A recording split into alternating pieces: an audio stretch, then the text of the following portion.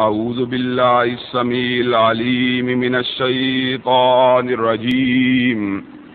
ولا تقولوا لمن يقتل في سبيل الله اموات بل احیاء ولكن لا تشعرون۔ ہر قسم کی تعریفات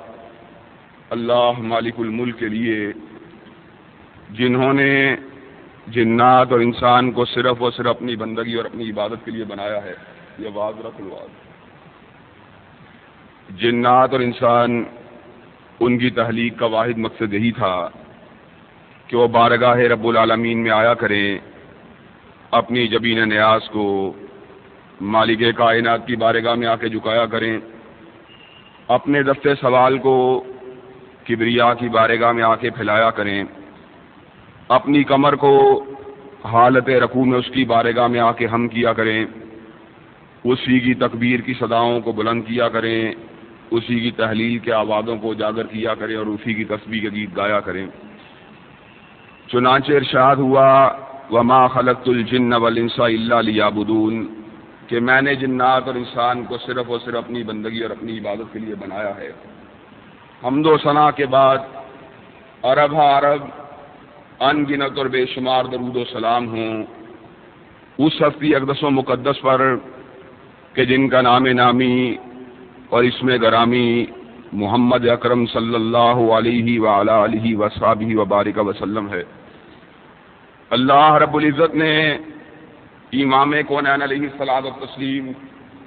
ان کو اہل کائنات کی ہدایت اور ان کی رہنمائی کے لیے مبعوث فرمایا، اور آپ کی ذات بابرکات کے ذریعے اہل کائنات کی ہدایت اور ان کی رہنمائی کا خوب بندوبست فرمایا۔ اللہ رب العزت نے امام کونین علیہ الصلوۃ والتسلیم ان کی سیرت طیبہ میں طرح طرح کی خصوصیات کو ودیعت فرمایا اور گوناگو قسم کی صفات کو آپ کی ذات اقدس و مقدس کا حصہ بنایا، اور ان تمام باتوں سے بڑھ کر یہ کہ میرے آقا کی زندگی میں کوئی صبح ایسی نہیں آئی، کوئی شام اور کوئی رات ایسی نہیں آئی جب کہ عرش کر اپنے اپنی تائید نصرت کو امام الہدا علیہ الصلوۃ والتسلیم کے شامل حال نہ فرمایا ہو، اور ان تمام باتوں سے بڑھ کر یہ کہ عرش کر اپنے اپنی آخری کتاب حمید کو حضرت آقا علیہ الصلوۃ والتسلیم کے قلب اطہر میں نازل فرمایا، اور اسی کتاب حمید کی دوسری سورہ بقرہ کے بعض مضامین کے حوالے سے اپنی چند گزارشات کو آپ حضرات کے سامنے پیش کرنے کی کوشش کر رہا ہوں۔ گزشتہ جمعے میں نے آپ حضرات کے سامنے جہاد فی سبیل اللہ کے مختلف پہلوؤں کے حوالے سے اپنی چند گزارشات کو رکھنے کی کوشش کی تھی، اور یہ بات بتلائی تھی کہ جہاد یہ نفس کے اندر اٹھنے والے وسوسوں کے خلاف بھی ہوتا ہے۔ جہاد اپنے گھر کے اندر جو غیر اسلامی ماحول موجود ہوتا ہے اس کے خاتمے کے لیے کی جانے والی کاوشوں کی شکل میں بھی ہوتا ہے، اور میں نے آپ حضرات کے یہ بھی گوشے گزار کرنے کی کوشش کی تھی کہ اس کے بعد جہاد فی سبیل اللہ معاشرے کے اندر موجود برائیوں کے خلاف بھی ہوتا ہے، اور سب سے بڑی بات میں نے آپ حضرات کے سامنے یہ رکھنے کی کوشش کی کہ جہاد فی سبیل اللہ اس کا ایک مرحلہ اور ایک مقام وہ بھی ہوتا ہے جب سلطان وقت کسی غلط بات کے اوپر سٹینڈ لے لیتا ہے، جب حکمران وقت وہ کسی غیر اسلامی بات کو معاشرے کے اندر مروج کرنے کی کوشش کرتے ہیں،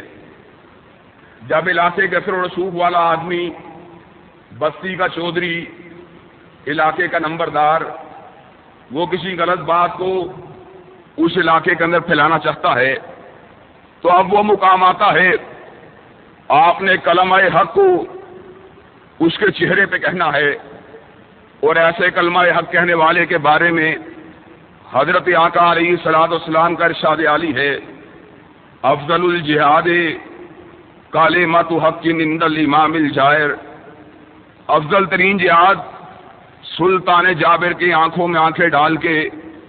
اس کے سامنے کلمہ حق کو کہنا ہے۔ جہاد کی مختلف اقسام کو بیان کرتے ہوئے میں نے آپ حضرات کے سامنے اس بات کو بھی رکھا تھا کہ جہاد کی ایک قسم قتال فی سبیل اللہ بھی ہے، یعنی اللہ رب العزت اس کے راستے میں تلوار کو اٹھا لینا، مالک کائنات کے راستے میں بندوق کو اٹھا لینا، مالک کائنات کے راستے میں رائفل کو اٹھا لینا، مالک کائنات کے راستے میں مشین گن کو اٹھا لینا۔ ایک جہاد کی قسم یہ بھی ہے کہ قتال فی سبیل اللہ کے حوالے سے آج میں اپنی گزارشات کو آپ حضرات کے سامنے رکھنے کی کوشش کروں گا، اور آپ حضرات کے سامنے اس بات کو بھی بیان کرنے کی کوشش کروں گا کہ قتال فی سبیل اللہ وہ کن کن موقعوں پہ ہونا چاہیے، اس کے لوازمات کیا ہیں۔ لیکن اس بحث کو شروع کرنے سے قبل میں آپ حضرات کے سامنے اس بات کو رکھنا چاہتا ہوں جو اللہ رب العزت نے قتال کرنے والوں کے بارے میں کہی۔ مالک کائنات ارشاد فرماتے ہیں، ان اللہ اشتری من المؤمنین انفسهم واموالهم بان لهم الجنہ یقاتلون فی سبیل اللہ فیقتلون ویقتلون وعدا علیہ حقا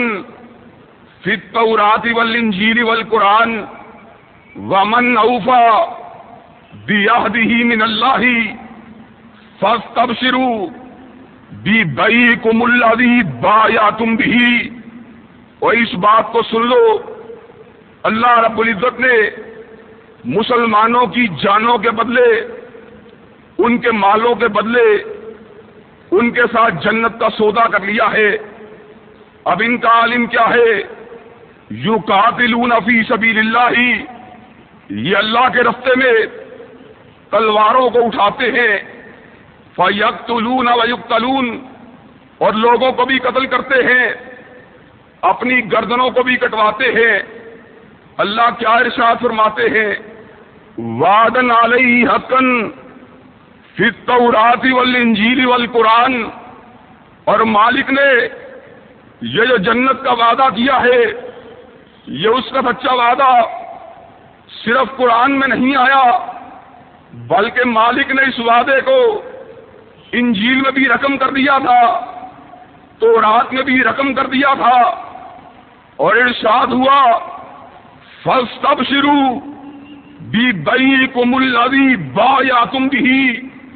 او لوگو، تم کو اس تجارت کی اور اس سودے کی مبارک ہو کہ تم نے بڑا بہترین سودا کیا ہے۔ یہ گردنوں کو کٹوانا، یہ گردنوں کو کاٹنا، یہ معمولی بات نہیں۔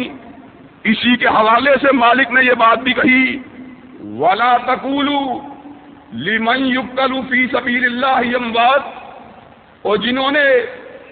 اپنی گردنوں کو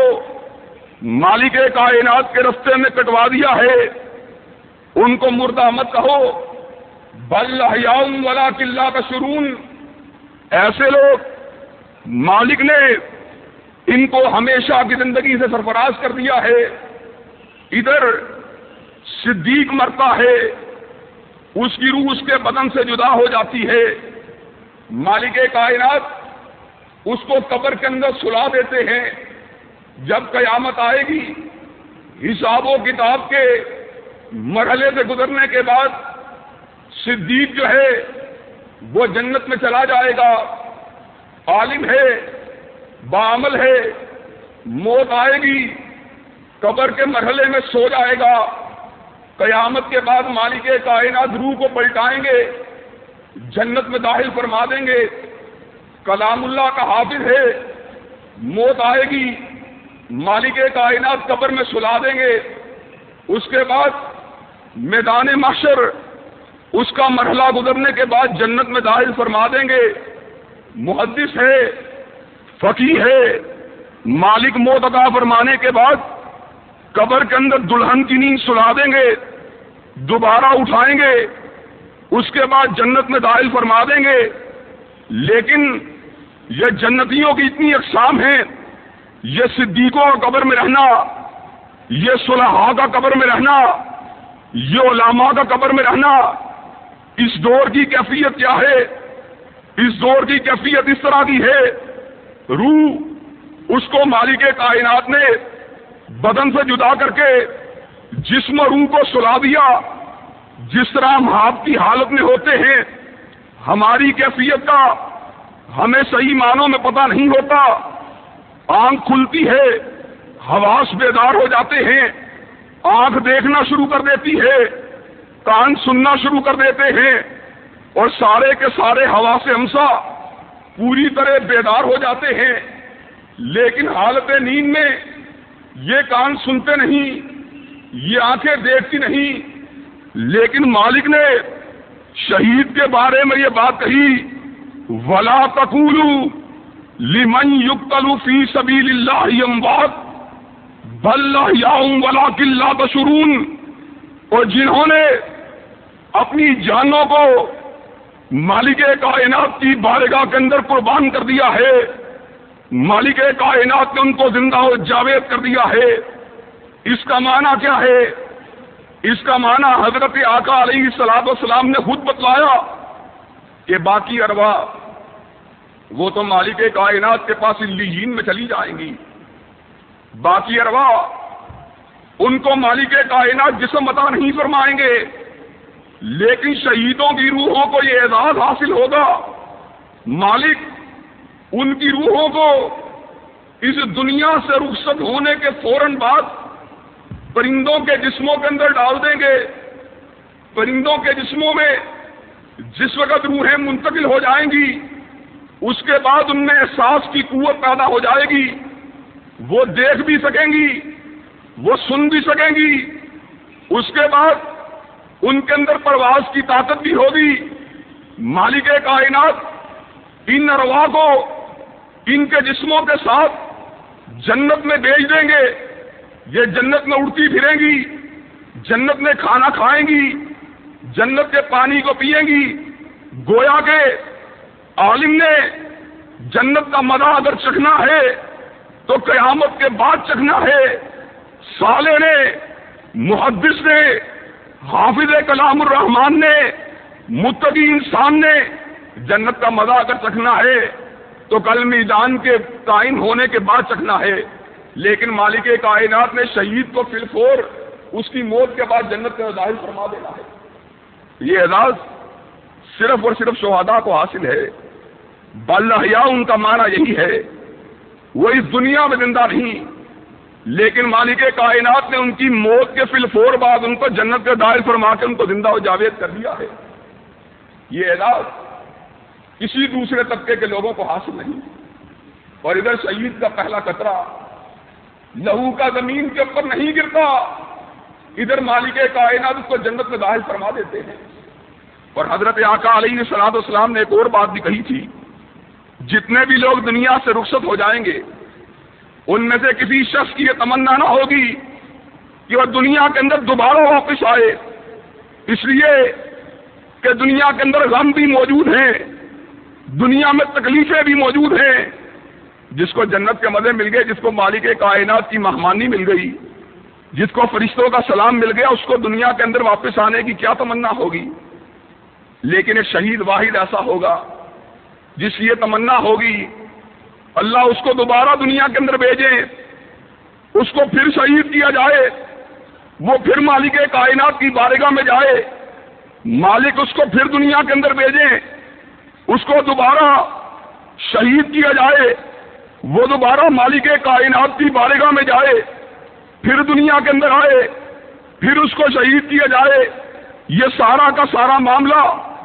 میدان محشر کے دن ہوگا. اللہ شہید سے پوچھیں گے مجھ کو یہ بات بتلا،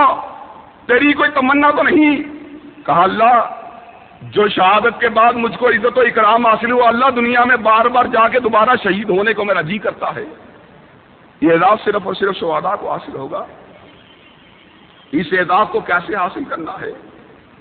اس بحث کو میں آپ حضرات کے گوش سے گزار کرنا چاہتا ہوں. بہت سے لوگ یہ بات جاننا چاہتے ہیں جہاد یہ قتال فی سبیل اللہ یہ کن کن موقعوں پہ ہوتا ہے اور کن کن حوالوں سے ہوتا ہے اور کن کن موقعوں پر قتال فی سبیل اللہ اس کے بارے میں مالک کائنات نے اجر و ثواب کو لکھ دیا ہے. تو قتال فی سبیل اللہ کے حوالے سے میں دو حصوں میں اس گفتگو کو تقسیم کروں گا۔ پہلا حصہ یہ کافروں کے ساتھ قتال کے بارے میں ہوگا کہ کافروں کے ساتھ قتال کب تک کرنا چاہیے اور کن کن حالتوں میں کرنا چاہیے۔ پہلی حالت کے بارے میں مالک کائنات نے کلام اللہ کے اندر یہ بات بتلائی کہ قتال کا ایک مرحلہ وہ ہوتا ہے، حکومت وقت وہ کافر ہے، اس کی رعایا میں مسلمانوں کا ایک طبقہ رہتا ہے، مسلمانوں کے اس طبقے کو آزادانہ طور پر نمازیں پڑھنے کی اجازت موجود نہیں، مسلمانوں کا یہ طبقہ آزادانہ طور پر اپنے فرائض کو پورا نہیں کر سکتا، مسلمانوں کے اس طبقے کا کافر حکمران استحصال کرتے ہیں، مسلمانوں کے اس طبقے سے وابستہ لوگوں کو ظلم اور بربریت کا نشانہ بناتے ہیں، ان کو جلا وطنی کی سزائیں دیتے ہیں، ان کے اوپر ظلم اور بربریت اس کے پہاڑ توڑ جاتے ہیں۔ اب مالک کائنات اعلان کرتے ہیں اذن للذین یقاتلون بانہم ظلموا وان اللہ علی نصرہم لقدیر الذین اخرجوا من دیارہم بغیر حق الا ان یقولوا ربنا اللہ۔ اللہ رب العزت ارشاد فرماتے ہیں جن لوگوں کے اوپر صرف میری توحید کی وجہ سے ظلم کیا گیا، میں ان لوگوں کو اس بات کی اجازت دیتا ہوں وہ کافروں کے خلاف اپنی تلواروں کو سیدھا کر لیں، وہ کافر حکمرانوں کے خلاف اپنی بندوقوں کو سیدھا کر لیں، وہ کافر حکمرانوں کے خلاف اپنے اسلحے کو سیدھا کر لیں۔ اور اللہ رب العزت کیا ارشاد فرماتے ہیں وَإِنَّ اللَّهَ عَلَىٰ نَصْرِهِمْ لَقَدِيرٌ۔ اور سن لو، اگرچہ وہ تعداد میں تھوڑے ہوں گے، اگرچہ ان کے پاس وسائل اور اسلحہ کم ہوگا، لیکن مالک کائنات ارشاد فرماتے ہیں میں ان کی مدد کے اوپر قادر ہوں، اور جس کی مدد میں کرنے کے اوپر آ جاؤں کائنات کی کوئی طاقت اس کو مغلوب نہیں کر سکتی، اور جس کے خلاف میں مدد کرنے کے اوپر آ جاؤں کائنات کی کوئی طاقت اس کو غالب نہیں کر سکتی۔ اور اس حوالے سے میں آپ حضرات کے سامنے ایک چھوٹی سی بات یہ بھی رکھ دینا چاہتا ہوں کہ حضرت آقا علیہ الصلوۃ والسلام انہوں نے دین کے پھیلانے کے لیے بے شمار جستجو کی ہے، بے شمار جد و جہد کی ہے، بے شمار توانائیوں کو صرف کیا ہے، لیکن لوگ حضرت آقا کو گالیاں دیا کرتے تھے، ان کو برا بلا کہا کرتے تھے، ان کو مجنون اور دیوانہ کہا کرتے تھے، ان کو شاعر اور کاہن کہا کرتے تھے، ان کو پتھروں کا نشانہ بنایا کرتے تھے، ان کے راستوں میں کانٹوں کو بچھایا کرتے تھے، ان کو لہو رنگ بنایا کرتے تھے۔ حضرت آقا دین کی دعوت جب دیتے لوگ ظلم و بربریت کا نشانہ بناتے۔ پھر وہ وقت بھی آیا جب اللہ رب العزت نے مکہ سے نکال کر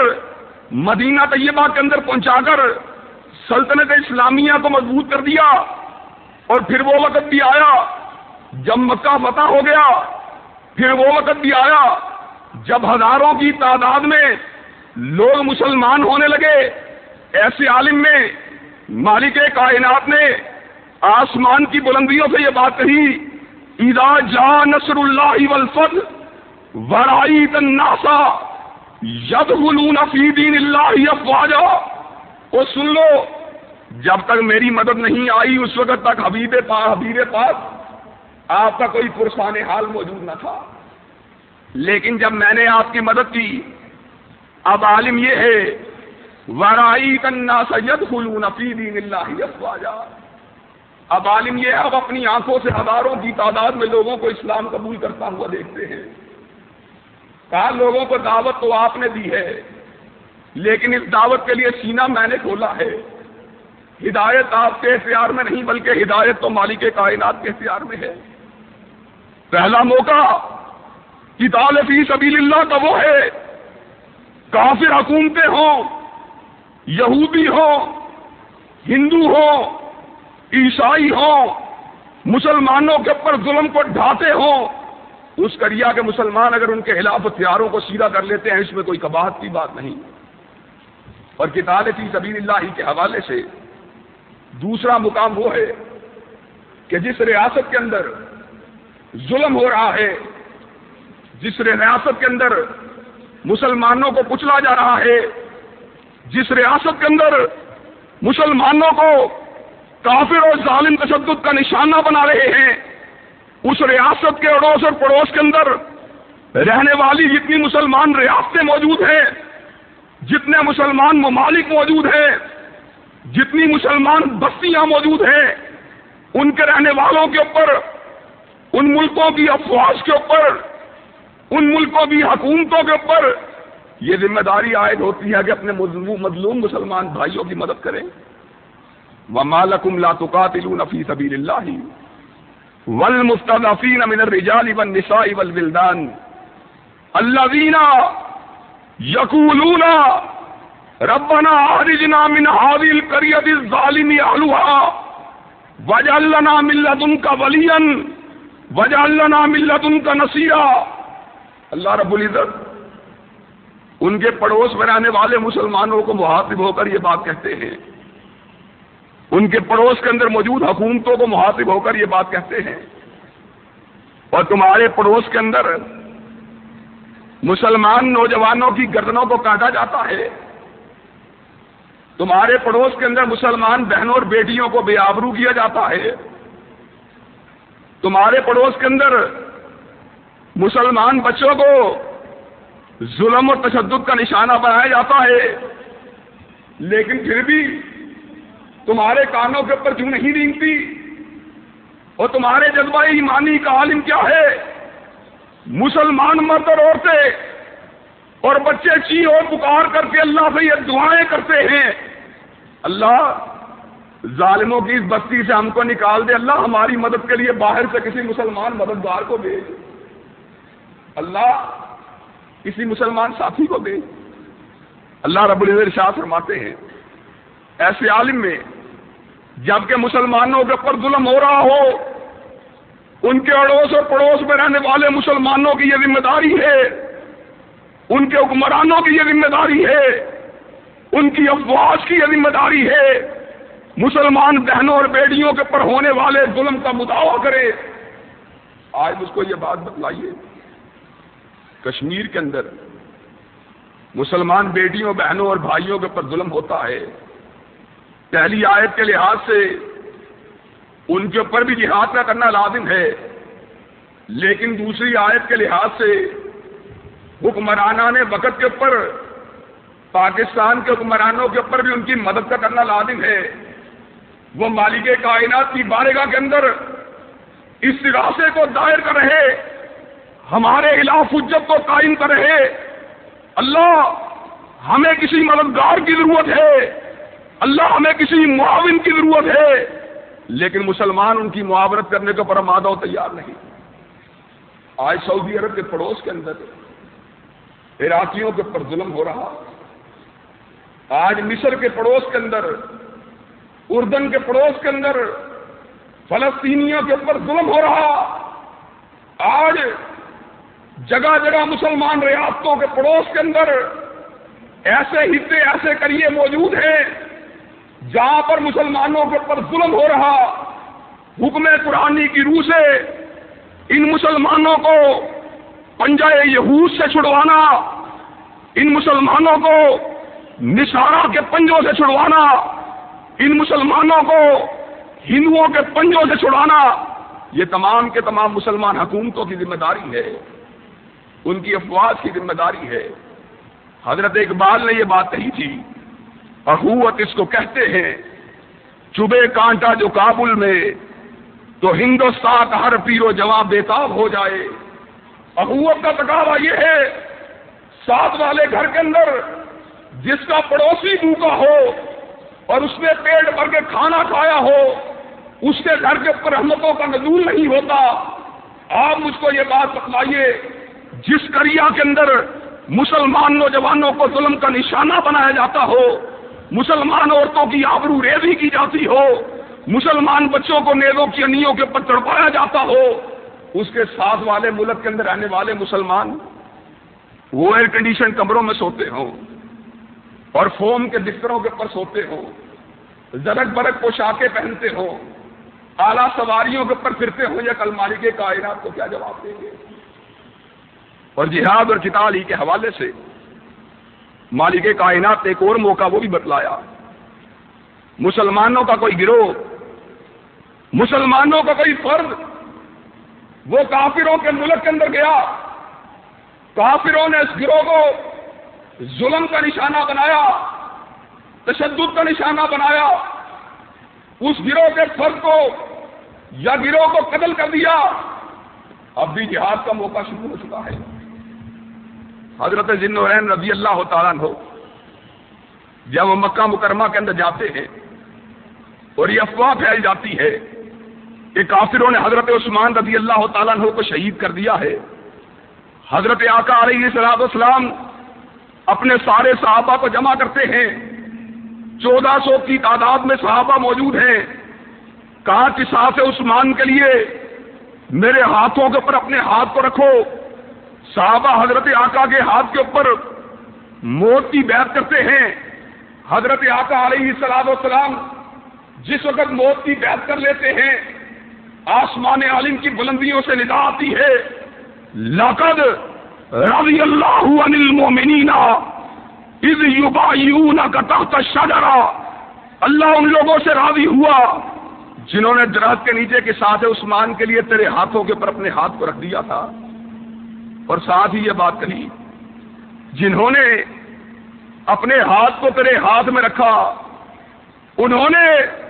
صرف تیرے ہاتھ کے اوپر اپنے ہاتھ کو نہیں رکھا بلکہ ید اللہ فوق ایدیہم، ان لوگوں کے ہاتھوں کے اوپر مالک کائنات نے اپنے ہاتھ کو رکھ دیا ہے. اس آیت مسلم کے لیے مسلمان بیٹی کی آبرو ریزی کو بچانے کے لیے کہ اس علاقے کے مسلمانوں کے اوپر تو ظلم نہیں ہوتا، لیکن اگر باہر سے کوئی مسلمان اس علاقے میں داخل ہو جائے، اس کو ظلم کا نشانہ بنایا جائے، اس کو بربریت کا نشانہ بنایا جائے، اس موقع کے اوپر اب اس ریاست کے ساتھ ٹکرانا یہ مسلمانوں کی ذمہ داری ہے. برے صغیر میں اسلام اگر پہنچا تو اسی جہاد کی وجہ سے پہنچا ہے. راجہ داہر کی افواج نے دیبل کے ساحل کے اوپر مسلمان بیٹی کی آبرو کو لوٹ لیا تھا. مسلمان بیٹی نے اپنے چہرے کو سرزمین حجاز کی طرف پھیرا تھا اور کہا تھا محمد عربی علیہ الصلوۃ والسلام ان کی شریعت کے اوپر عمل کرنے کا دعویٰ کرنے والوں، آج مدینے والے کی ایک بیٹی کو سرزمین دیبل کے اوپر اس کی آبرو کو پامال کر دیا گیا ہے. حجاج اس کے اندر بڑی کوتاہیاں موجود تھیں، اس کے اندر بڑے عیب موجود تھے، لیکن ان کوتاہیوں اور عیبوں کے باوجود اس کے دل کے اندر ایک کسک اٹھتی ہے، اس کے دل کے اندر ایک ہول اٹھتا ہے کہ جہاں پر گناہ موجود ہے لیکن گناہگار فاسق و فاجر مسلمان بھی اس قدر بڑی بے غیرتی کو برداشت نہیں کر سکتا کہ کسی مسلمان بیٹی کی آبرو کو پامال کر دیا جائے. اس نے کہا راجہ داہر ان مجرموں کو قرار واقعی سزائیں ملنی چاہیے، لیکن راجہ داہر اس بات کا پر آمادہ و تیار نہیں ہوا. سینکڑوں نہیں ہزاروں میل کا سفر کرتے ہوئے ابن قاسم رحمت اللہ علیہ اپنی افواج کے ساتھ بحیرہ عرب کو چیرتے ہوئے سرزمین دیبل کے اوپر داخل ہوتے ہیں، سندھ کو شہر ملتان تک فتح کرتے ہیں. حضرت آقا علیہ الصلوۃ والسلام کی بیٹی کی آبرو کو لوٹا ہے. وہ وسیم اسی وقت اپنے تخت کے اوپر کھڑا ہوتا ہے، اعلان کرتا ہے لبیک یا بنتی، اے محمد عربی علیہ الصلوۃ والسلام کی بیٹی، تو محمد کی بیٹی نہیں بلکہ محتسم کی بیٹی ہے، میں تیری مدد کے لیے آ رہا ہوں. اموریہ کے دارالسلطنت کی اینٹ سے اینٹ بجا دی جاتی ہے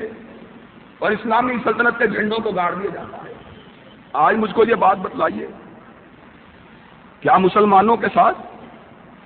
مختلف علاقوں کے اندر اس قسم کا ظلم اور بربریت جاری نہیں؟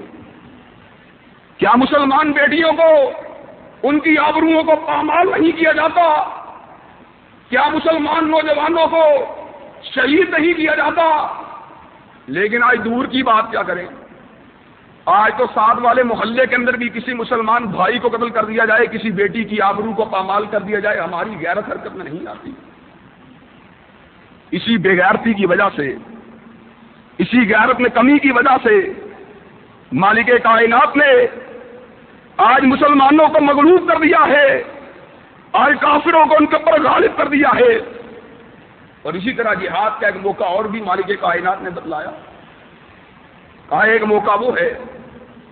مسلمان ریاست کے ساتھ کافر ریاست موجود ہے، دونوں کے درمیان ایک ایگریمنٹ موجود ہے، سیز فائر کا ایگریمنٹ ہے، جنگ بندی کا ایگریمنٹ ہے۔ اس ایگریمنٹ کے اوپر مسلمان بھی پورے اترتے ہیں، کافر بھی اس ایگریمنٹ کو نبھاتے رہتے ہیں۔ کاب ایک مقام اور مرحلہ یہ آتا ہے کافر ایگریمنٹ کو توڑ دیتے ہیں، بدعہدی کو کرتے ہیں۔ مسلمانوں کے ساتھ عہد تو یہ ہے 10 سال تک جنگ نہیں ہوگی، لیکن 5 سال کے بعد ان کے اوپر حملہ آور ہو جاتے ہیں، 7 سال کے بعد ان کے اوپر حملہ آور ہو جاتے ہیں۔ اب جب کہ عہد ٹوٹ گیا، اب عہد تو مسلمانوں کے لیے نبھانے کی کوئی گنجائش موجود نہیں۔ وَإِن نَكَثُوا أَيْمَانَهُم مِّن بَعْدِ عَهْدِهِمْ وَطَعَنُوا فِي دِينِكُمْ فَقَاتِلُوا أَئِمَّةَ الْكُفْرِ إِنَّهُمْ لَا إِيمَانَ لَهُمْ لَعَلَّهُمْ يَنْتَهُونَ۔ کہا وہ کافر جو مسلمانوں کے ساتھ جنگ بندی کے ایگریمنٹس کو توڑے، وہ کافر جو مسلمانوں کے ساتھ صلح کے معاہدوں کو توڑے، ہم مسلمانوں کو چاہیے ان کے بڑے بڑے سالاروں کو قتل کریں، ان کے بڑے بڑے کمانڈروں کو قتل کریں۔ اور کہا انہم لا ایمان لہم لعلہم ینتہون۔ اب جب ایگریمنٹ کو توڑ دیا گیا تو دوبارہ ان کے دھوکے میں آنے کی ضرورت نہیں کہ تم ان کے اوپر چڑھائی کرنے لگو، وہ تمہارے سامنے قسمیں کھانے لگے۔ کہا ان کی قسموں کا کوئی اعتبار نہیں، اب ان کا اگر مقابلہ ہوگا تلوار کی زبان سے ہوگا، اب اگر ان کا مقابلہ ہوگا بندوق کی گولی کے ساتھ ہوگا، اب ان کا اگر مقابلہ ہوگا پوری کی پوری طاقت کے ساتھ ہوگا، پوری کی پوری قوت کے ساتھ ہوگا۔ یہ تو وہ سارے کے سارے معاملات تھے جن میں جہاد اور قتال یا تو دفاعی نوعیت کا تھا یا ظلم کو مٹانے کے لیے تھا، لیکن جہاد کی ایک اور قسم بھی ہے، اس قسم کو بھی آپ حضرات کے گوشے گزار کرنا چاہتا ہوں۔ وہ جہاد کیا ہے، اس کے لیے ایک چھوٹی سی بات بطور مثال آپ کے سامنے رکھنا چاہتا ہوں۔ ایک مکان ہے جس کو آپ حضرات نے خریدا ہے، کرایہ دار کو آپ نے اس کے اندر داخل کیا۔ کرایہ دار جو ہے نہ تو کرایہ دیتا ہے نہ مکان کو چھوڑنے کا پرآمادہ تیار ہوتا ہے۔ اب مالک مکان کے پاس اس بات کے علاوہ کوئی گنجائش موجود نہیں کہ اس کے سامان کو اس مکان سے باہر نکال کے سڑک کے اوپر پھینک دے، کہ نہ تو کرایہ دینے کے اوپر آمادہ تیار نہ مکان کو خالی کرنے کے اوپر آمادہ تیار۔ اللہ رب العزت نے اس بات کو کلام اللہ کے اندر سمجھایا، ان الارض للہ، یہ زمین اللہ کی ہے، اور اس زمین کے اوپر حکومت کا حق اگر کسی کو حاصل ہے تو اللہ رب العزت کے بندوں کو حاصل ہے۔ جو اللہ رب العزت کے دشمن ہیں، جو اس کی شریعت کو نہیں مانتے، جو اس کے قانون کو نہیں مانتے، جو پیغمبر علیہ الصلوۃ والسلام کی رسالت کو نہیں مانتے، جو حضرت آقا کی لائی ہوئی شریعت کو نہیں مانتے، اگر انہوں نے زمین کے اوپر رہنا ہے تو ان کو اس زمین کا کرایہ ادا کرنا پڑے گا، اس زمین کا جزیہ دینا پڑے گا۔ اگر یہ جزیہ دینے کے پر بھی آمادہ و تیار نہیں ہوتے اور زمین کو خالی کرنے کے پر آمادہ و تیار نہیں ہوتے تو اللہ رب العزت اپنے بندوں کو اس بات کا حکم دیتے ہیں، اور زمین تو میری ہے اور زمین کے اوپر میرے دشمن نے قبضہ کیا ہوا، اور میرے بندے اٹھو، یا تو اس کو اس زمین کے اوپر رہنے کا معاوضہ دینا ہوگا یا تمہیں ان کے خلاف اپنی تلواروں کو سیدھا کرنا ہوگا۔ قاتل الذین لا یؤمنون باللہ ولا بالیوم الآخر ولا یحرمون ما حرم اللہ ورسولہ ولا یدینون دین الحق من الذین اوتوا الکتاب حتی یؤتوا الجزیۃ عن ید وہم صاغرون۔ کہا اپنی تلواروں کو بے نیام کرو، کن کے خلاف؟ اللہ کہا جو میری ذات کو نہیں مانتے، جو میں حساب کے اوپر ایمان نہیں لاتے، جو اللہ رب العزت اور اس کے رسول کی بھیجی ہوئی شریعت کو نہیں مانتے، ولا یدینون دین الحق من الذین اوتوا الکتاب، اور اہل کتاب میں سے وہ لوگ، چاہے وہ عیسائی ہوں چاہے وہ یہودی ہوں، جو حضرت آقا علیہ السلام ان کے احکامات کو نہیں مانتے، ان کو نبی نہیں مانتے، ان کے خلاف اپنی تلواروں کو سیدھا کر لو۔ اب ان کے خلاف تلوار اگر رکے گی تو ایک ہی صورت میں رکے گی، حتی یؤتوا الجزیۃ عن ید وہم صاغرون، کہ یہاں تک کہ وہ جزیے کو دینے کے اوپر آمادہ و تیار ہو جائیں۔ اور حضرت آقا علیہ السلام کے بعد مسلمان افواج نے اسی طریقے سے پوری دنیا کے اندر جہاد کیا۔ جب بھی کسی سلطنت کے دروازے کے اوپر دستک دی جاتی، پہلے اسلام کی دعوت دی جاتی، اسلام کو اگر قبول کر لو گے ہمارا تمہارے ساتھ کوئی جھگڑا نہیں، ہم زمین کے حصول کے لیے نہیں آئے، ہم خزانوں کے حصول کے لیے نہیں آئے، ہم تو کلمت اللہ کی سربلندی کے لیے آئے ہیں، ہم تو اس لیے آئے ہیں اللہ کی زمین کے اوپر اللہ رب العزت کی حدود کا نفاذ ہونا چاہیے۔ ان کو کہو اسلم تسلم، یہ تلوار موجود ہے، اگر اسلام کو قبول کرتے ہو تلوار کو واپس کھینچ لیتے ہیں، اگر اس بات کے اوپر آمادہ و تیار نہیں ہوتے ان کو کہو اگر تم نے اس زمین کے اوپر حکومت کرنی ہے ہمیں جزیہ دو، زمین کے اوپر رہنے کا کرایہ دینا ہوگا۔ مسلمان زکوٰۃ کو دیتے ہیں، عشر کو دیتے ہیں، تم زکوٰۃ کو نہیں مانتے، تم عشر کو نہیں مانتے، تمہیں جزیے کی تھیلی ہمارے حوالے کرنا ہوگی، وہ اس بات کے اوپر بھی آمادہ و تیار نہیں ہوتے۔ اب مسلمانوں کی تلوار ان کے خلاف بے نیام ہو جانی چاہیے۔ جب تک یہ جہاد جاری تھا نہ روما مسلمانوں کے مقابلے پہ ٹھہر سکا، نہ ایران مسلمانوں کے مقابلے پہ ٹھہر سکا، لیکن جب مسلمانوں نے اپنی تلواروں کو نیام کے اندر داخل کر لیا، جب مسلمانوں نے اپنی تلواروں کو میان کے اندر ڈال لیا، جب تیر کمان کا تعلق آپس میں ختم ہو گیا، جب مسلمانوں نے شمشیر و سنا کو چھوڑ کر طاؤس و رباب کو اختیار کر لیا، مالک کائنات نے ان کے اوپر ذلت کو مسلط کر دیا تھا۔ آج یہ جہاد دنیا کے اندر سے نابود ہو چکا ہے، آج یہ جہاد دنیا کے کسی خطے کے اندر نظر نہیں آتا، کسی خطے کے اندر نظر نہیں آتا۔ آج مسلمان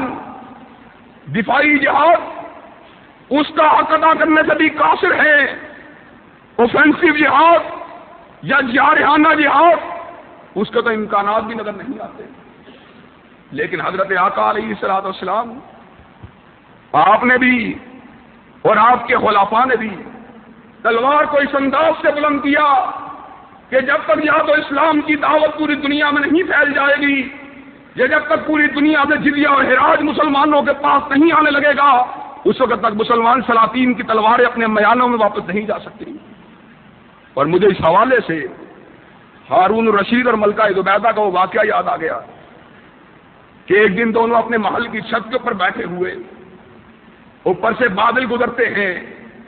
ملکہ زبیدہ ہارون الرشید کو مخاطب ہو کر یہ بات کہتی ہے، ہارون الرشید کیا ہی اچھا ہو اگر یہ بادل سرزمین بغداد کے اندر برسنے لگے، بغداد کی پیداوار میں اضافہ ہوگا، بغداد کے غلے میں اضافہ ہوگا، بغداد کے لوگ ہوشیار ہوں گے۔ ہارون الرشید مسکرایا، کہنے لگا ملکہ زبیدہ یہ بادل بغداد کے اوپر برسے، یہ بادل بغداد سے باہر جا کے برسے، یہ بادل افریقہ میں جا کے برسے، یہ بادل یورپ میں جا کے برسے، یہ بادل ایشیا میں جا کے برسے، فائدہ ہمیشہ سرزمین بغداد کو ہوگا۔ ملکہ زبیدہ کہنے لگی یہ کیسے ممکن ہے ہارون الرشید جہاں بھی جا کے برسے فائدہ بغداد تو ہوگا۔ کہا ملکہ زبیدہ اس وقت عالم یہ ہے پوری دنیا کے اندر یا تو مسلمان حکومتیں موجود ہیں جو بغداد کو عشر اور زکوٰۃ کی شکل میں اپنے مالوں کو بھیجتی ہیں، یا دنیا میں وہ کافر حکومتیں موجود ہیں جو مسلمانوں کو خراج اور جزیہ ادا کرتی ہیں۔ ملکہ زبیدہ یہ بادل جہاں بھی جا کے برسے سے زمین بغداد میں اس کی آمدن آئے گی۔ آج مسلمان ان کی یہ کیفیت موجود نہیں، اور میں یہاں پر ایک اور بات کو بھی گوشے گزار کر دینا چاہتا ہوں کہ اس کیفیت کے اندر مسلمان جو اس کیفیت کے اندر نہیں آتے، اس کی سب سے بڑی وجہ یہ ہے آج مسلمانوں کے پاس عقیدہ توحید موجود نہیں۔ یہ بات میں انتہائی ضمنی طور پہ کہہ رہا ہوں، عسکری قوت کی بھی کمی ہے، وسائل کا استعمال بھی غلط ہے، فوجی تربیت کی بھی کمی ہے، لیکن یہ سارے کے سارے فیکٹر توحید کے فیکٹر کے مقابلے میں کوئی حیثیت نہیں رکھتے۔ اور یاد رکھو، جب توحید کی طاقت مسلمانوں کے پاس موجود تھی، اس وقت زنگ آلود تلواروں نے بھی اس وقت زخمی قسم کے اور اجڑے ہوئے وجودوں نے بھی پوری دنیا کے اوپر اسلام کی حکومت کو قائم کر دیا تھا۔ لیکن آج مسلمانوں کے پاس عقیدہ توحید ہی موجود نہیں۔ حضرت چودھری افضل حق مرحوم رحمۃ اللہ علیہ نے یہ بات کہی تھی کہ دنیا کے اندر جو بھی گروہ توحید کے قریب ہوتا ہے، مالک کائنات اس کو دنیا پہ حکومت دیتے ہیں۔ کہا چودھری صاحب آپ کس طرح کی بات کرتے ہیں؟ کہا کس طرح کی بات کرتا ہوں؟ کہا عیسائی 3 خداؤں کے ماننے والے، ہم ایک خدا کے ماننے والے، عیسائی دنیا پہ غالب ہے، ہم مغلوب ہیں۔ چودھری افضل حق نے کہا 1011 برس تک دنیا کے مختلف خطوں کے اوپر مسلمان حکومت کرتے رہے، جب تک وہ ایک خدا کو مانتے تھے۔ تم ایک خدا کو مانتے تھے، وہ 3 خداؤں کو مانتے تھے، تم ان کے اوپر غالب رہے۔ لیکن آج کیفیت یہ ہے، وہ 3 کو ماننے والے، تم ہزاروں کو ماننے والے ہو۔ آج تم نے گلی گلی کے اندر ایک مزار بنایا ہوا، آج گلی گلی کے اندر ایک قبر بنائی ہوئی، گلی گلی کے اندر ایک مشکل کشا بنایا ہوا۔ یہ بات ضمنی طور پہ آئی، بعد میں قتال فی سبیل اللہ کے حوالے سے کر رہا تھا۔ یہ تو قتال کے وہ مرحلے ہیں جن کے اندر مسلمانوں کا ٹکراؤ کافروں کے ساتھ ہوتا ہے۔ اب قتال کے 2 مرحلے ایسے ہیں جن میں مسلمان افواج وہ مسلمانوں کے خلاف بھی پیش قدمی کر سکتی ہے، مسلمانوں کے ساتھ بھی قتال کر سکتی ہے۔ پہلا مرحلہ وہ جب مسلمانوں کا ایک گروہ کسی اسلام کے رکن کو گرانے کے اوپر آمادہ تیار ہو جائے، کہے میں نماز کو نہیں مانتا، میں نماز کو پڑھنے کے اوپر آمادہ تیار نہیں۔ مسلمانوں کی ایک جماعت یہ بات کہنے لگے ہم زکوٰۃ کو ادا کرنے کے لیے آمادہ تیار نہیں، ہم لا الہ الا اللہ کہتے ہیں، نمازوں کو پڑھتے ہیں، لیکن زکوٰۃ کو دینے کے اوپر آمادہ تیار نہیں۔ اللہ مالک کائنات نے کلام اللہ کے اندر اس بات کی اجازت دی ایسے لوگوں کے خلاف اپنی تلوار کو بے نیام کر لیا جائے، اور کہا کب روکنا ہے؟ فَإِن تَابُوا وَأَقَامُوا الصَّلَاةَ وَآتَوُا الزَّكَاةَ فَإِخْوَانُكُمْ فِي الدِّينِ۔ کہا جب تک نماز کو قائم کرنے کے اوپر آمادہ تیار نہیں ہو جاتے، جب تک زکوٰۃ کو دینے کے اوپر آمادہ تیار نہیں ہو جاتے، تمہاری تلوار ان کے خلاف بے نیام نہیں ہو سکتی، نیام میں نہیں جا سکتی، تمہاری تلوار ان کے خلاف بے نیام رہے گی۔ اور یہی وہ شک ہے جس کی وجہ سے حضرت صدیق اکبر رضی اللہ تعالیٰ عنہ نے منکرین زکوٰۃ کے خلاف جہاد کے حکم کو جاری کیا تھا۔ حضرت عمر رضی اللہ تعالیٰ عنہ نے یہ بات کہی تھی جناب صدیق آپ ان کے خلاف جہاد کیسے کریں گے؟ یہ تو لا الہ الا اللہ بھی کہتے ہیں، نمازوں کو بھی پڑھتے ہیں۔ حضرت عمر رضی اللہ، حضرت ابو بکر رضی اللہ تعالیٰ عنہ نے اپنے مکے کو اٹھایا، حضرت عمر کے سینے کے اوپر مارا، کہا جبار فی الجاہلیہ جبار فی الاسلام، اور جاہلیت کے بہادر تجھ کو اسلام نے بزدل کر دیا ہے۔ کہا جو ایک اونٹ کی رسی کو بھی زکوٰۃ کے جو حصے کے اندر جو نصاب کے بعد اس کے پر عائد اور فرض ہوتی ہے، اگر ایک رسی کو بھی روکے گا، ابو بکر اپنی تلوار کو اس کے خلاف بے نیام کر لے گا جب تک اس سے اس رسی کو وصول نہیں کر لیتا۔ ارکان اسلام کو پامال کرنے والے کسی مسلمان گروہ کے خلاف قتال کرنے کی اجازت موجود ہے۔ اور دوسری سچویشن اور دوسرا مرحلہ وہ ہے امارت کبریٰ موجود ہے، امیر المومنین موجود ہے، خلافت اسلامیہ موجود ہے، مسلمانوں کا ایک گروہ خلافت اسلامیہ کو گرانے کی سازشیں کرنا شروع کر دیتا ہے، مسلمانوں کا ایک گروہ امیر المومنین کے خلاف اپنی تلواروں کو بے نیام کر لیتا ہے۔ مالک کائنات نے ایسے موقع کے پر بھی اس بات کی اجازت دی فَقَاتِلُوا الَّتِي تَبْغِي حَتَّىٰ تَفِيءَ إِلَىٰ أَمْرِ اللَّهِ۔ ایسی صورت کے اندر باغی گروہ کے خلاف اپنی تلواروں کو بے نیام کر لینا، اس کے اندر کوئی حرج کی بات نہیں، لیکن کہا مومنوں کا وہ گروہ، مسلمانوں کا وہ گروہ جو خلافت اسلامیہ کے خلاف جو وقت کے سلطان اور عادل سلطان کے خلاف اپنی تلواروں کو بے نیام کرتا ہے، اگر وہ اپنی تلواروں کو گرا دیتا ہے تو اس کے بعد ان کے ساتھ سختی کرنے کی اسلام کے اندر کوئی اجازت موجود نہیں۔ یہ بات نہیں کہ اس کے بعد بھی ان کو انتقام کا نشانہ بنایا جائے، ان کو ظلم اور بربریت کا نشانہ بنایا جائے۔ حضرت ذی النورین رضی اللہ تعالیٰ عنہ جب ان کے دور میں باغیوں کی یورش اٹھی تھی،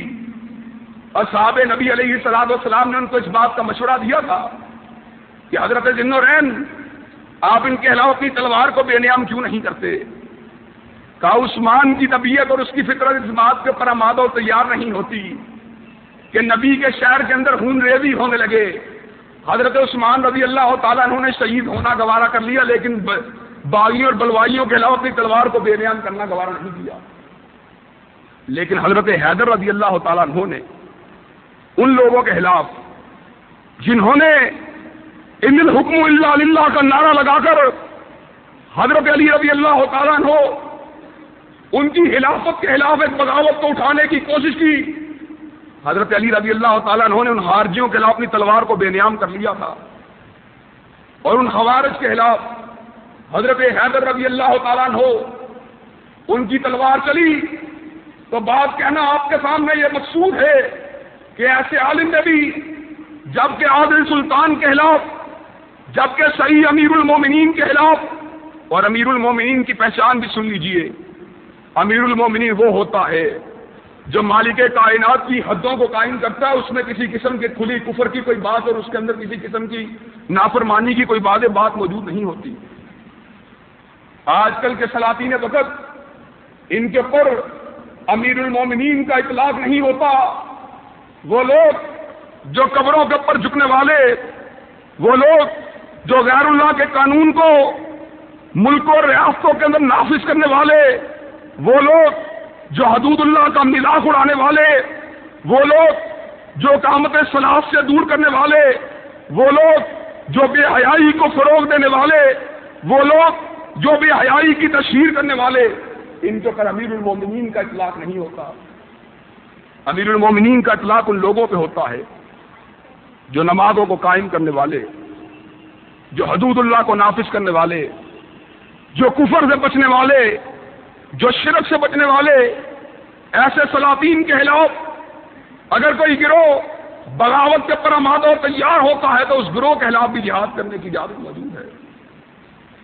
اس گروہ کے خلاف بھی قتال کرنے کی اجازت موجود ہے۔ حضرت آقا علیہ الصلوۃ والسلام انہوں نے اپنی زندگی کے اندر بے شمار جنگیں لڑی، اور ان جنگوں کے اندر حضرت آقا علیہ الصلوۃ والسلام نے مختلف قسم کی حکمت عملیوں کا اختیار کیا، مختلف قسم کے لوازمات کو پورا کیا۔ قرآن مجید کے اندر بھی اللہ رب العزت نے اپنے راستے میں قتال کرنے والے بہت سے گروہوں کا ذکر کیا، ان کے اصولوں کا ذکر کیا، ان کی اسٹریٹجیز کا ذکر کیا، ان کی حکمت عملیوں کا ذکر کیا۔ آئندہ خطبہ جمعہ میں انشاءاللہ العزیز میں آپ حضرات کے سامنے جہاد فی سبیل اللہ اس کے لوازمات کے حوالے سے کہ میدان جہاد میں جاتے ہوئے کن کن چیزوں کی ضرورت ہے، میدان جہاد سے پہنچنے سے پہلے کن کن لوازمات کو پورا کرنے کی ضرورت ہے، اور کن کن لوازمات کو پورا کرنے کے بعد اللہ رب العزت میدان جہاد کے اندر مومنوں کی مدد و تائید فرماتے ہیں۔ انشاءاللہ العزیز آئندہ خطبہ جمعہ میں اس حوالے سے اپنی گزارشات کو آپ حضرات کے سامنے رکھنے کی کوشش کروں گا۔ اللہ رب العزت ہمیں صحیح معنوں میں قتال فی سبیل اللہ کے مفہوم کو سمجھنے کی توفیق دے۔ وآخر دعوانا الحمدللہ رب العالمین۔ الحمدللہ نحمدہ ونستعینہ ونستغفرہ ونؤمن بہ ونتوکل علیہ ونعوذ باللہ من شرور انفسنا ومن سیئات اعمالنا من یهده اللہ فلا مضل له ومن یضلل فلا هادی له واشهد ان لا الہ الا اللہ اشهد ان محمدا عبدہ ورسولہ اما بعد فإن خیر الحدیث کتاب اللہ وخیر الهدی هدی محمد صلی اللہ علیہ وسلم وشر الامور محدثاتها وكل محدثة بدعة وكل بدعة ضلالة وكل ضلالة في النار۔ حضرات گرامی قدر، آج میں نے آپ کے سامنے جہاد فی سبیل اللہ کے ایک حصے قتال فی سبیل اللہ کے حوالے سے اپنی چند گزارشات کو رکھنے کی کوشش کی ہے۔ جہاد کا مفہوم صرف اور صرف تلوار کے ساتھ جہاد کرنا نہیں، بلکہ جہاد میں زبان کے ساتھ جہاد کرنا، اپنے مالوں کے ساتھ جہاد کرنا، اپنی جانوں کے ساتھ جہاد کرنا، اپنے نفس کے خلاف جہاد کرنا، اپنے غلط گھریلو ماحول کے خلاف جہاد کرنا، یہ ساری کی ساری باتیں آتی ہیں۔ لیکن اس کا ایک اہم پہلو قتال فی سبیل اللہ بھی ہے، اور قتال فی سبیل اللہ اس کا درجہ اور اس کا رتبہ بہت زیادہ بلند ہے۔ حضرت آقا علیہ الصلوۃ والسلام نے ارشاد فرمایا تھا،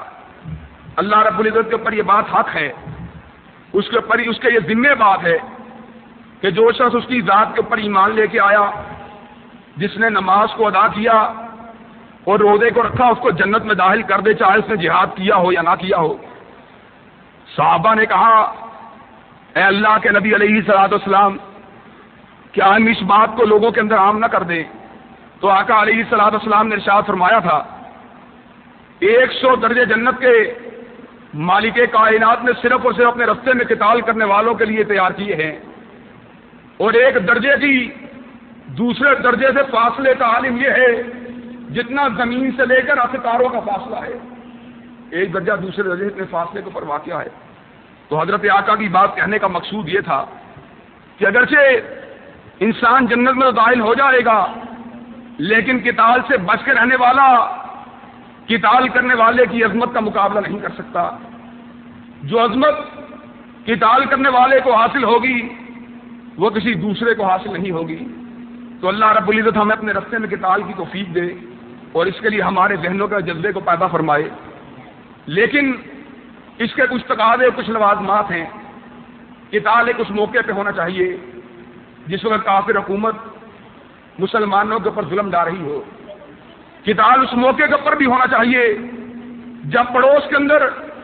مسلمانوں کے اوپر ظلم ہو رہا ہو۔ مسلمانوں کے ظلم کی سرکوبی کے لیے اپنے ہمسایوں کی مدد کرنا یہ ان کے اوپر لازم اور ان کے اوپر فرض ہے۔ قتال اس موقع کے اوپر بھی ہونا چاہیے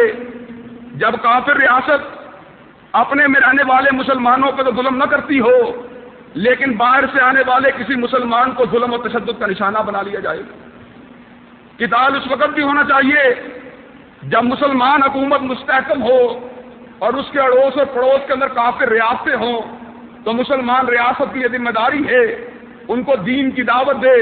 اگر وہ دین کی دعوت کو قبول نہیں کرتے ان سے جزیے کا مطالبہ کرے۔ اگر وہ جزیہ دینے کے اوپر بھی آمادہ تیار نہیں ہوتے تو ان کے خلاف تلوار کو بے نیام کرنا، اس میں کوئی حرج کی بات نہیں۔ یہ تو باتیں تھیں جو قتال کافروں کے خلاف ہے۔ مسلمانوں کے گروہوں کے خلاف بھی 2 صورتیں قتال کی موجود ہیں۔ ایک صورت یہ ہے وہ کسی رکن اسلام اس کی فرضیت سے انکار کر دیں، اس کی ادائیگی سے منکر ہو جائیں۔ دوسری صورت یہ ہے وہ وقت کے امیر المومنین کے خلاف بغاوت کے اوپر آمادہ و تیار ہو جائے، ان کو سمجھایا جائے، بجھایا جائے، لیکن وہ تلوار کے استعمال سے باز نہ آئے۔ اگر کوئی شخص امیر المومنین کے سامنے کلمہ حق کو کہتا ہے تو اس کے اوپر بغاوت کا اطلاق نہیں ہوتا۔ بغاوت کا اطلاق اس شخص پہ ہوتا ہے جس نے عسکری وسائل کو، جس نے فوجی طاقت کو مسلمان حکمران کے خلاف آمادہ و تیار اس کو منظم کرنے کی کوشش کی ہو۔ اسی غلطی کو پن پوائنٹ کرنا، اسی خامی کی نشاندہی کرنا اور کسی غلط بات کی اطاعت سے انکار کرنا یار مسلمان کی ذمہ داری ہے۔ چاہے امیر المومنین بھی کسی غلط کام کا حکم دے، لا طاعۃ لمخلوق فی معصیۃ الخالق، اللہ رب العزت کی نافرمانی کرتے ہوئے کسی مخلوق کے حکم کو مانا نہیں جا سکتا۔ حضرت سیدنا فاروق اعظم رضی اللہ تعالیٰ عنہ وہ مسجد میں آتے ہیں، آپ نے لباس پہنا ہوا، سامنے سے اٹھ کے ایک صحابی یہ بات کہتا ہے، عمر آپ کا قد دراز ہے، ہمارے قد آپ کے مقابلے میں چھوٹے ہیں، لیکن مال غنیمت میں آنے والی چادروں سے تو ہمارے جسم نہیں ڈر سکے، آپ نے اتنے اعلیٰ لباس کو کیسے تیار کر لیا ہے؟ حضرت عمر رضی اللہ تعالیٰ عنہ خاموش ہو جاتے ہیں۔ جناب عبداللہ ابن عمر کھڑے ہوتے ہیں، کہا مدتیں ہو گئیں بابا ایک ہی لباس پہنتے رہے، ایک ہی کپڑا پہنتے رہے، اس کے اندر پیبند لگاتے رہے، اس کے اندر کپڑے کی ٹاکیاں لگاتے رہے۔ اب بابا کے کپڑوں کے اندر مزید پیبند اور ٹکڑے لگنے کی گنجائش موجود نہ تھی، میں نے اپنے حصے کی چادر بابا کو دے دی ہے، بابا نے اپنے لباس کو مکمل کر لیا ہے۔ حضرت عمر رضی اللہ تعالیٰ عنہ فرماتے ہیں اعتراض کرنے والے اگر تیری تسلی ہو گئی ہے تو امیر عمر اپنی بات کو کرنے کے لیے آمادہ اور تیار ہے، اگر تیری تسلی نہیں ہوئی تو ابھی بھی اپنے آپ کو احتساب کے لیے تیرے سامنے رکھتا ہے۔ تو کسی حامی کی نشاندہی کرنا یہ بغاوت کے اندر بات نہیں آتی۔ بغاوت کا مطلب یہ ہے کہ یورش پیدا کرنے کی کوشش کی جائے، ایک عسکری طاقت کو کسی کے خلاف منظم کیا جائے۔ تو ایسی صورت کے اندر جیسی صورت حضرت عثمان بن نورین کے دور کے اندر پیدا ہوئی اور جیسی صورت حضرت حیدر کرار کے دور کے اندر پیدا ہوئی کہ سیدنا بن نورین نے اپنی تلوار کو بے نیام نہیں کیا لیکن حضرت حیدر نے اپنی تلوار کو بے نیام کر لیا تھا، ایسی صورت میں تلوار کو بے نیام کرنے کی اجازت موجود ہے۔ جہاد فی سبیل اللہ کے لوازمات کے اوپر انشاءاللہ العزیز آئندہ خطبہ جمعہ میں آپ حضرات کے سامنے اپنی گزارشات کو رکھنے کی کوشش کروں گا۔ خطبہ جمعہ بھی اور دوسری درسوں کی بھی اور اسلامی کیسٹ جو ہیں یہاں فہم القرآن لائبریری کے اندر موجود ہیں۔ اللہ رب العزت ہمیں صحیح معنوں میں دین حنیف کو سمجھنے کی توفیق دے۔ سبحان ربک رب العزت عما یصفون وسلام علی المرسلین والحمد للہ رب العالمین۔